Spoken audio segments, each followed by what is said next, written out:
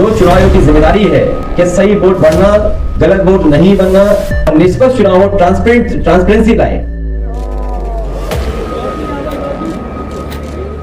इसमें समाजवादी सरकार बनेगी, इनकी भूमिका, इनकी भागीदारी, इनका सहयोग हर जगह आपको दिखाई देगा। आम पब्लिक चैनल में मैं आफाक अहमद मंसूरी आपका स्वागत करता हूं। आइए आपको ले चलते हैं खबरों की दुनिया में। पड़ोसी देश नेपाल में करप्ट सरकार और सोशल मीडिया बैन को लेकर जनजी ने भारी प्रदर्शन करना शुरू कर दिया था। हालांकि अब सब काबू में है और अब अंतरिम पीएम को लेकर लगातार चर्चा हो रही है। इसी बीच समाजवादी पार्टी के अध्यक्ष अखिलेश यादव ने लखनऊ में प्रेस कॉन्फ्रेंस कर बड़ा बयान देते हुए कहा कि नेपाल जैसे हालात भारत में भी पैदा हो सकते हैं।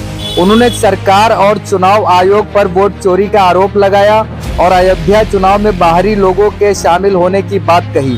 सपा मुख्यालय में प्रेस वार्ता के दौरान अखिलेश यादव से पूछा गया कि श्रीलंका, बांग्लादेश के बाद नेपाल में आंदोलन हुआ, क्या वो ऐसी स्थिति भारत में देखते हैं?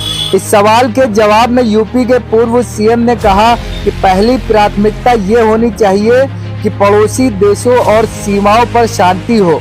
भारत सरकार कई बार अपनी विदेश नीति में असफल रही है, हमने देखा है। प्रेस कॉन्फ्रेंस के दौरान जब अखिलेश यादव से भारत में चुनावी प्रक्रिया को लेकर सवाल पूछा गया तो उन्होंने कहा कि अगर ये वोट चोरी से नहीं जीते तो रिवॉल्वर लगाकर जीते। उन्होंने उदाहरण देते हुए कहा कि कुंद्रकी चुनाव में जिलाधिकारी और कमिश्नर को निर्देशित किया गया था, रामपुर में चुनाव छीना गया, मीरापुर अयोध्या में एक मंत्री का आदमी पकड़ा गया था। उन्होंने ये भी कहा कि अगर चुनाव आयोग निष्पक्ष नहीं रहा, वोट की डकैती होती रही तो भारत भी उन देशों की तरह बन सकता है। उन्होंने कहा कि भारत सरकार की पहली प्राथमिकता ये होनी चाहिए कि हमारे पड़ोसी देशों और हमारी सीमाओं पर शांति बनी रहे। जैसा कि हम देख चुके हैं, भारत सरकार अपनी विदेश नीति में कई बार असफल रही है। उनकी आंतरिक राजनीति में क्या हुआ, इस बारे में कई कहानियां सामने आती रहती हैं और सोशल मीडिया के जमाने में तो कोई सीमाएं ही नहीं है। हम सिर्फ एक नजरिए से देखकर कोई फैसला नहीं कर सकते। नितिन गडकरी जी ने कहा कि पैसा दे करके हमारे खिलाफ झंडा चलाया जा रहा है। ऐसे 2023 से पहले की गाड़ियों का क्या होगा? इथेनॉल जो उत्तर प्रदेश में भारत में उत्तर प्रदेश सबसे 1 नंबर पर है इथेनॉल बनाने में, तो फिर गन्ने का मूल्य क्यों नहीं बढ़ रहा है? ये बहुत अच्छा टेक्निकल सवाल पूछा है उन्होंने। बीजेपी का बस चले तो गन्ने से सीधा इथेनॉल बना दे, चीनी बनाए ना। अरे ब्राजील में बनता है, मैक्सिको और देशों में बनता है। तो ये सरकार मुनाफे की तरफ ज्यादा जाती है, जहां इन्हें मुनाफा मिलता है उस तरफ जाते हैं और मुनाफे को अपनी जेब में रखते हैं, बांटते नहीं है। यही झगड़ा है। हम चाहते हैं हमारा किसान खुशहाल हो। अगर गन्ने से या गन्ने के प्रोडक्ट के बाई प्रोडक्ट से कोई लाभ मिल रहा है तो उसको शेयर किसान को मिलना चाहिए। लड़ाई बहुत पुरानी है, ये लड़ाई बहुत पुरानी है। जो मुनाफा कमाया जा रहा है उसका बंटवारा किसानों को हो, किसानों को लाभ मिले उसका। सर, सपा के वरिष्ठ नेता आजम खान साहब को हाईकोर्ट से जमानत मिली। कौन? प्रदेश में है और पंजाब में आप देख ही रहे हैं। आपसे बातें क्यों होंगे? क्या अभी आप आगे और काम करेंगे जिससे इनके द्वारा कई बातों का निस्तारण हो? जितना भरोसा आपको है कि अगली सरकार बीजेपी की नहीं बनेगी, उससे ज्यादा भरोसा सिख समाज को समाजवादी पार्टी पर है। और इसलिए हम बता रहे हैं, आप समझ नहीं पाए बात को। हमारे सिख समाज के लोग जानते हैं, अगर सदन के मेंबर भी नहीं हैं तब भी कैबिनेट में एक सिख समाज का व्यक्ति शपथ ले सकता है। अगर ये किसी ने करके दिखाया है तो नेताजी और समाजवादी पार्टी हम लोगों ने करके दिखाया।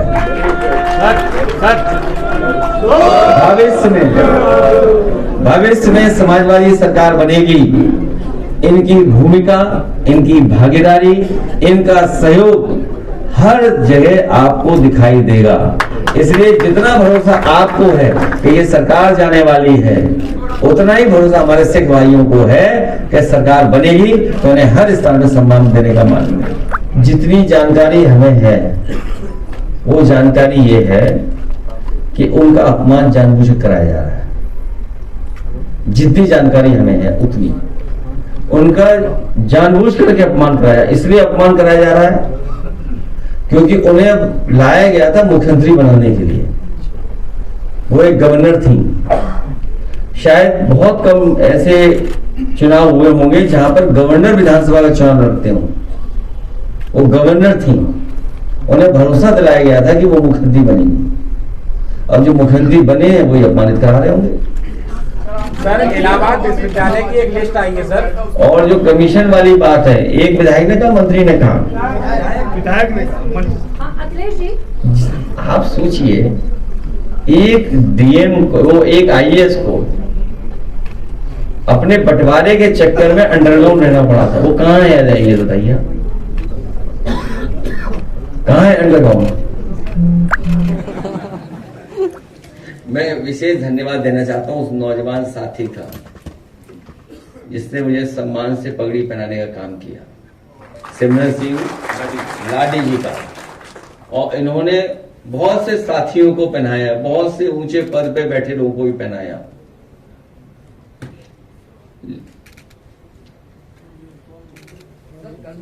सामुदायिक स्वास्थ्य केंद्र है, वहाँ पर एक निशा करके लड़की है जिसकी 7 सितंबर को डिलीवरी हुई थी।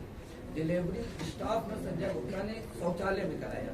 इसकी कंप्लेंट की गई डिप्टी सीएम को। डिप्टी सीएम की तरफ से कार्रवाई के आदेश भी जारी हो गए, उसके बाद भी कोई कार्रवाई नहीं हो रही है। और जो पीड़ित पक्ष है उसको स्टाफ, नर्स और स्टाफ की तरफ से प्रताड़ित किया जा रहा है।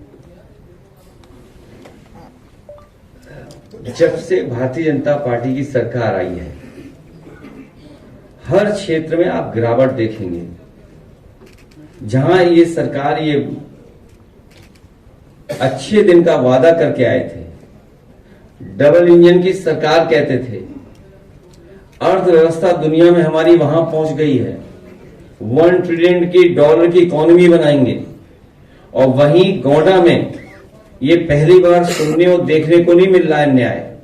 मुझे याद है एक दिन रात में मैं टीवी देख रहा था और अचानक एक न्यूज फ्लैश हुई। कोई श्रीवास्तव परिवार था, उसको किसी ने गलत इंजेक्शन दे दिया प्रेग्नेंट महिला को, उसको लेकर के विवाद हुआ अस्पताल में, उसकी जान चली गई महिला की, पूरा विवाद हुआ वहां पर।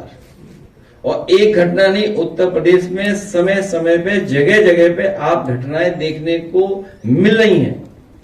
ये स्वास्थ्य केवल विभाग नहीं, अन्य विभाग भी पूरी तरीके से चौपट हो गए, लूट मची हुई है।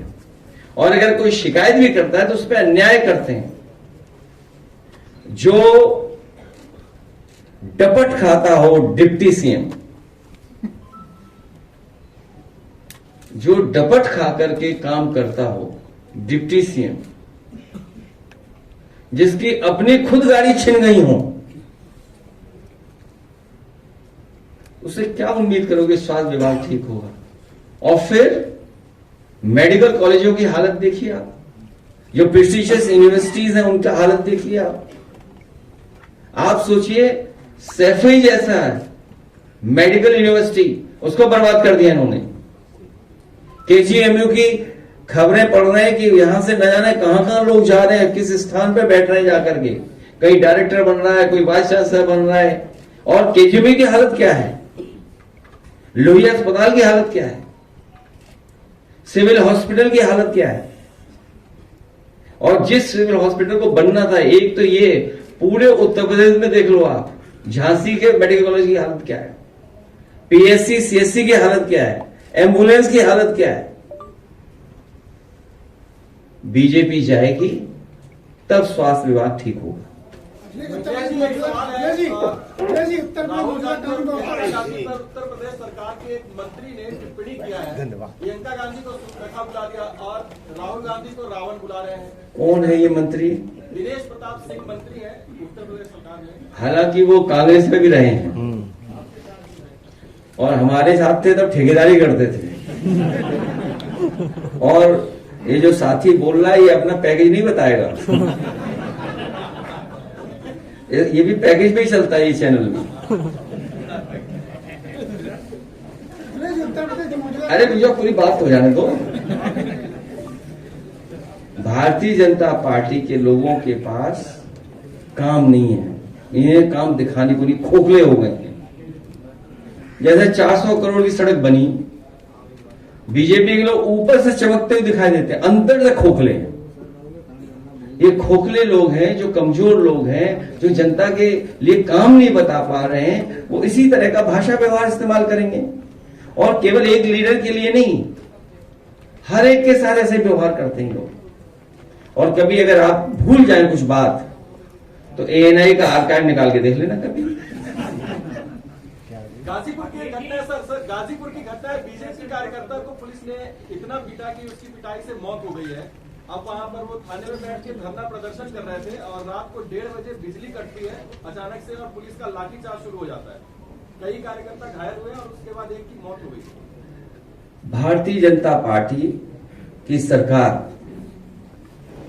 हिरासत में मौत का रिकॉर्ड के रिकॉर्ड बना रही है, और कोई एक घटना नहीं है। गुजरात के बाद शायद सबसे ज्यादा कस्टोडियल डेथ अगर कहीं हो रही है, उत्तर प्रदेश में हो रही है। अभी तक तो दूसरे मारे जा रहे थे, दूसरे लोगों की जान ली जा रही थी। अब उन्हें दुख महसूस हुआ कि अपने को खोने से क्या दुख होता है। लोगों का जो दर्द हम लोग कहते थे यहां बैठ करके आपके बीच में समय समय पे कहते थे, कम से कम अब भारतीय जनता पार्टी के लोगों को दर्द समझ में आया होगा। और न केवल निंदा करनी चाहिए इस घटना की, बल्कि इस घटना के पीछे कौन है, इस तरह के काम करने के तरीकों को बढ़ावा कौन दे रहा है, कौन लोग हैं जो पीछे बैठ करके बढ़ावा दे रहे हैं। अभी कुछ दिन पहले हम लोगों ने अखिल भारतीय वीडियो पिटाई देखा था। अखिल भारतीय वीडियो पिटाई, उसमें क्या क्या हुआ था आपको खुद पता है। समझौते हुए, अंदर ही अंदर समझौते हुए पूरा देश प्रदेश जान गया कि अंदर कुछ गड़बड़ चल रहा है, लड़ाई चल रही है, अंदर झगड़ा चल रहा है अंदर। और उसी का परिणाम है कि लोगों के ऊपर अन्याय हो रहा है। अभी तक तो लोग जहर खा रहे थे दूसरे मुख्यमंत्री आवास में, उसके बाहर सुना है आज एक और खा लिया किसी ने जहर, मर गया है। सोचिए अब ये हालत है उत्तर प्रदेश की, और ये रिकॉर्ड बना रहे हैं कि सबसे ज्यादा जहर खाने वाले लोग यहाँ आ रहे हैं। हमारे पार्टी का भी नहीं बचा। अब तो न्याय के लिए यहां भी आत्मदाह कर रहे हैं लोग। तो आखिरकार ये सिस्टम को खराब किसने किया है? इस सिस्टम के खराब होने के पीछे कौन लोग हैं? मैं अपने चैनल भाइयों से भी कहूंगा कि आप भी थोड़ा निष्पक्ष हो जाओ।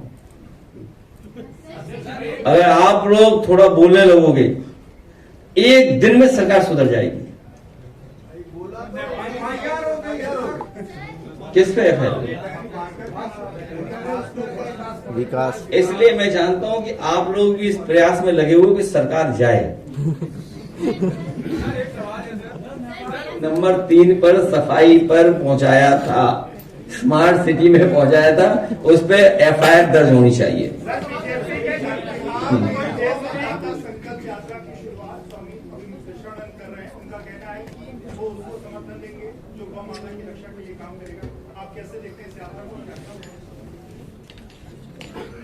हम तो हर एक अच्छे काम को जो बीजेपी को हटाए उसके साथ हैं।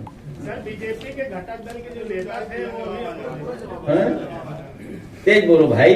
बीजेपी के जो घटक दल के नेता थे वो कहीं अपमानित हो रहे थे। अब तो बीजेपी के मंत्री, उप मुख्यमंत्री नर्सों का ट्रांसफर नहीं करवा पा रहे, कार्यवाही नहीं करवा पा रहे हैं। निलंबित के लिए पद लेते, ये सरकार चलाक हो रहा है जो कार्यवाही नहीं करवा पा रही। एक क्वेश्चन हमसे ले लिया सर। हाँ, अच्छा, सच्चाई तो ये है, ये साथी जो कह रहा है, अभी आपने ये जो साथी कह रहा है, अंदरूनी लड़ाई का खामियाजा हम और आप उत्तर प्रदेश की जनता क्यों भुगते हैं?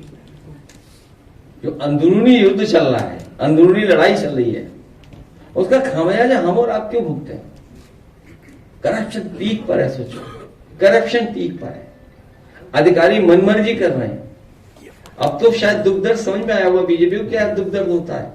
याद कीजिए वो समय जब बैंक डकैती में एक फर्जी फेक इनकाउंटर हुआ था, जौनपुर में एक यादव को फेक इनकाउंटर किया था, और उसके बाद सोचिए सरकार ने उस फेक एनकाउंटर को जस्टिफाई करने के लिए अपने स्वजाति छत्री भाई का भी फेक एनकाउंटर किया था। इस सरकार से क्या उम्मीद करोगे आप? वो घटना तो आपको याद होगी। अजय जी, कानपुर में बीजेपी विधायक महेश त्रिवेदी ने, आप करप्शन की बात करते हैं, उन्होंने स्वीकार किया है कि ईमानदारी से 10% कमीशन मिला और पंचायती राज में 60%। और लखनऊ में जो रोड बनी, आप ही के अखबार में मैंने पढ़ा, चमचमाती सड़क 400 करोड़ की, उसमें सब गड्ढे हो गए। बुंदेलखंड तो प्रधानमंत्री ने उद्घाटन किया था, दूसरे दिन बह गई थी सड़क। ये सरकार ने जो टैरिफ लगाया है, सांसद है वो एक इंटरव्यू बोलते हुए नजर आ रहे हैं, अपनी साथी के ऊपर वोट चोरी का, फर्जी वोट का आरोप लगा रहे हैं। तो क्या आपको लगता है कि आप लोगों के इस अभियान के बाद अब बीजेपी के अंदर भी इस तरह की आवाजें उठने लगी हैं? ये बड़ा सवाल है और इलेक्शन कमीशन को ये बात सुनिश्चित करना चाहिए।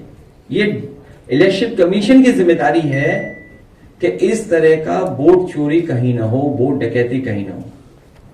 हालांकि जिस इलेक्शन की वो रेफर कर रहे थे वो अलग इलेक्शन है, लेकिन पूरा देश जानता है और आपने बड़े करीब से देखा यूपी का, जब ये वोट चोरी से नहीं जीत सकते थे तो सोचिए रिवॉल्वर निकाल करके इन्होंने वोट रोका, अपने स्वजाति लोगों को पोस्ट कर करके।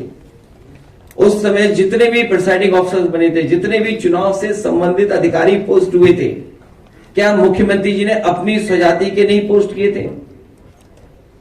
कुंदरकी का चुनाव हो, डीएम एसपी कमिश्नर को क्या निर्देश नहीं थे?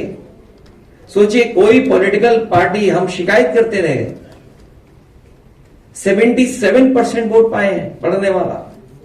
रामपुर का चुनाव हम लोगों ने देखा, छीन लिया चुनाव, शिकायत करते रहे। मीरापुर का चुनाव और अयोध्या के चुनाव में एक व्यक्ति पकड़ा गया था, वो एक मंत्री का साथी था। 5000 लोग आए हुए थे अयोध्या के चुनाव में, सोचिए बाहर से लाए गए थे, अमेठी से, तिलोई से, वहां से गए थे लोग। जो पकड़ा गया था व्यक्ति वो खुद स्वीकार कर रहा था कि वो मंत्री से फोन मिलाई है। पुलिस का इंस्पेक्टर होशियार था, उसने बस फोन को काट दिया, लेकिन सच्चाई उसी से खुल जाती। नहीं, मीडिया में बोला था, लेकिन इंस्पेक्टर बड़े होशियारी से बचाव करके ले गया। तो ये डकैती हो रही वोट की। जो बात मैं कहना चाहता हूं, इसी तरह की वोट की डकैती होगी तो हो सकता है जो आसपास के देशों में जनता सड़कों पे दिखाई दी, हो सकता है जनता भी सड़क पर दिखाई दे।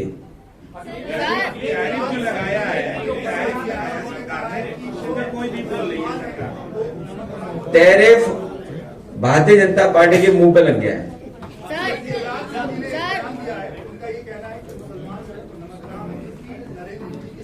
अरे वो खुद नॉन वेजिटेरियन है। कोई हमें ये बताइए, हमारे साथी बहुत से सवाल पूछ रहे हैं।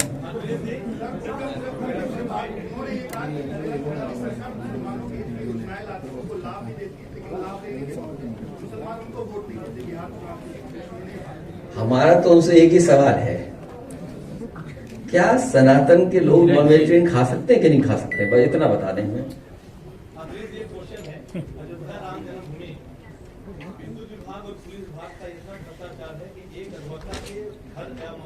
कब्जा कर लिया एक बाबा ने, और एक साल से किसने? एक बाबा। अरे यहाँ भी एक बाबा ने कब्जा कर लिया, उसे हटाओ।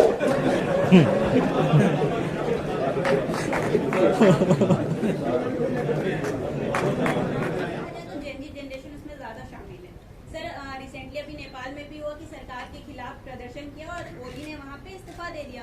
उससे पहले बांग्लादेश और श्रीलंका में भी ये हो चुका है। तो सर आपको क्या लगता है कि अगली बारी भारत की होने वाली है?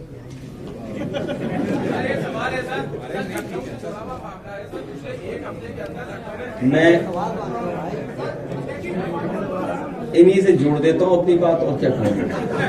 आप क्यों ऐसा कह रही हैं, ऐसा क्यों समझ रहे हो आप? क्योंकि अगर हम रिलेट करते हैं तो तीनों देशों में लगातार जेनजी जनरेशन ने ही प्रदर्शन किया है। और सर अगर देखें तो मैं भी एक जेनजी जनरेशन से ही होती हूँ, मुझे भी नौकरियां चाहिए, मिल रही है वो अलग बात है। तो आपको क्या लगता है कि जो आसाम में किया जा रहा है, उन्होंने ये भी कहा कि उनकी बातें सुनी नहीं जा रही है, तो अगला नंबर क्या हम भारत का लिख सकते हैं?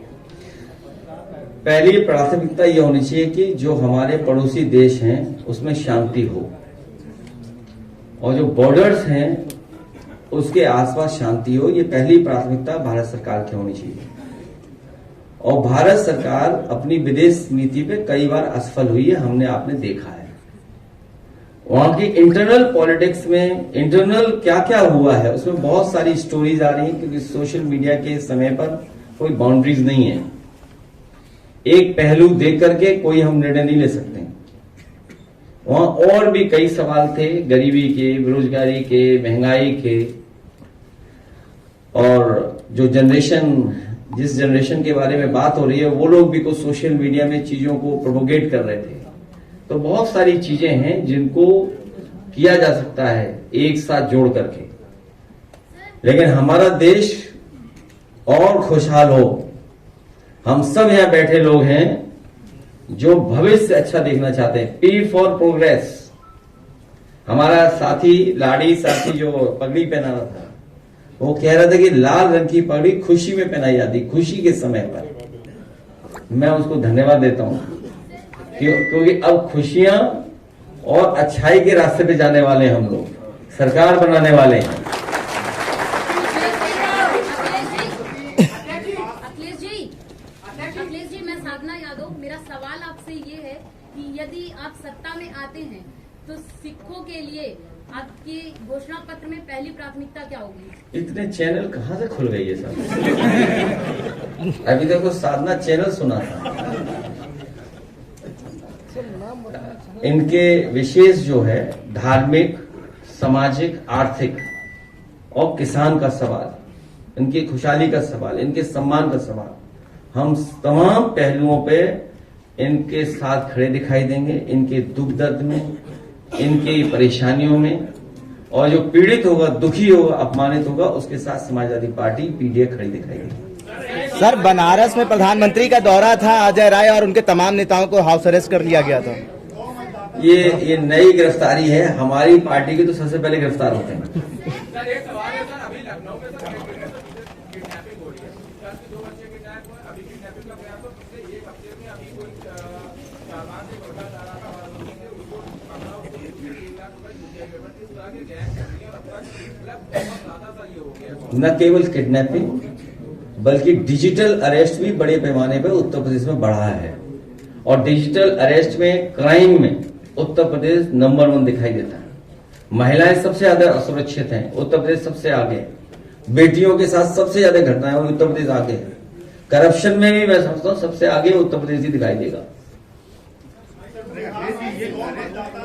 सरकार जाएगी, भाजपा हटेगी, भाजपा जाएगी, तभी कानून व्यवस्था लागू होगा।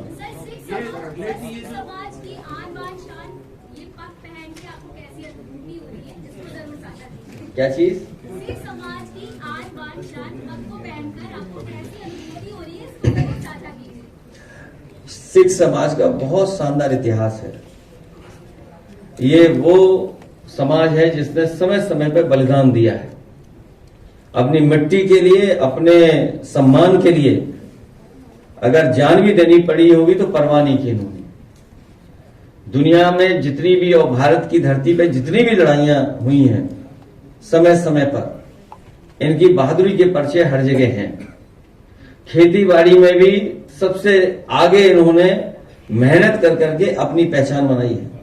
न केवल खेती बाड़ी में किसान अच्छे हैं, बल्कि दुनिया में अगर भारत की तस्वीर को सबसे पहले, सबसे ज्यादा किसी ने बदला है जो सम्मान की दृष्टि से भारत को भी देखा जाता है, वो सिख समाज के लोगों का योगदान है। चाहे वो अमेरिका हो, इंग्लैंड हो, यूरोप हो, दुनिया के किसी हिस्से में हम चले जाएंगे, आज हर जगह सिख समाज के लोगों ने अपनी मेहनत से, अपने टैलेंट से, अपनी कुशलता से एक स्थान बनाया है। आज सिख समाज की वजह से भी भारत के लोगों को सम्मान की दृष्टि से दुनिया में देखा जाता है। बीजेपी की तरह चलो, महंगाई से नहीं लेना देना है, आपको सपने दिखाएंगे मुनाफे के कि आप दिवाली तक और सोना खरीद लो। सुनने में आया है, हालांकि सच्चाई कितनी मुझे नहीं पता, कोई सोना बहुत इकट्ठा कर रहा है। अब वो आप लोग पता करो लखनऊ से कितनी दूरी पे बहुत सोना इकट्ठा हो रहा है। सर 27 में आपकी क्या रणनीति है सर? 2027 में आपकी क्या रणनीति? वो रणनीति नहीं बताएंगे, लेकिन मुझे पता है जनता भारतीय जनता पार्टी को हटा देगी। गाना चलाइए, नहीं सवाल पूछ नहीं पे बदलो।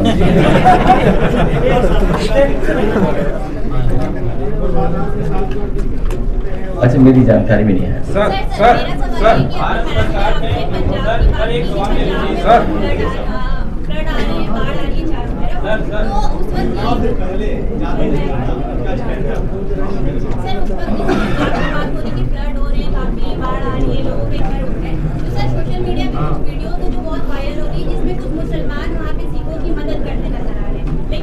कुछ दिन पहले देश की सरकार ने ये कहा था कि मुसलमान देशद्रोही होते हैं, वो तो किसी की मदद नहीं करते।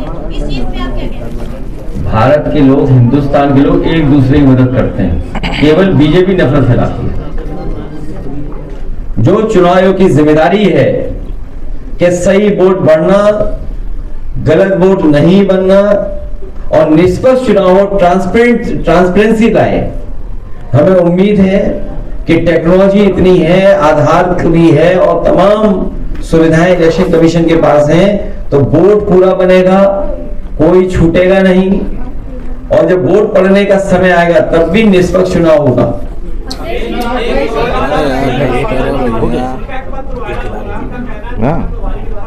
अब बताओ क्या करूं, तुम्हारे मुझे चैनल नाम नहीं डाला। बहुत धन्यवाद है। अब वो गाना बजता है, वो बदलना है। ट्रांसलेट 27। एक सच्चाई हम बता दें आपको, आने वाले समय में समाजवादी सरकार बनने जा रही है। लिख लो कागज।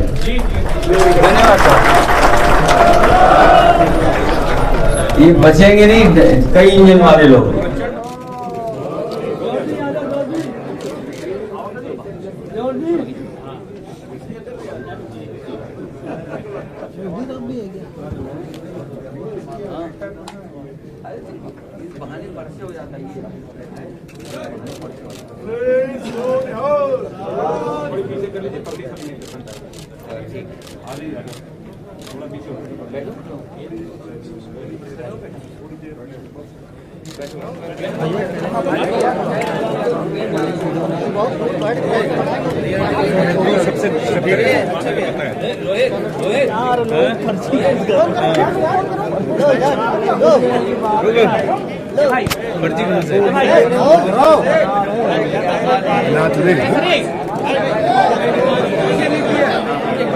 भाई शुरू हो गई, चलो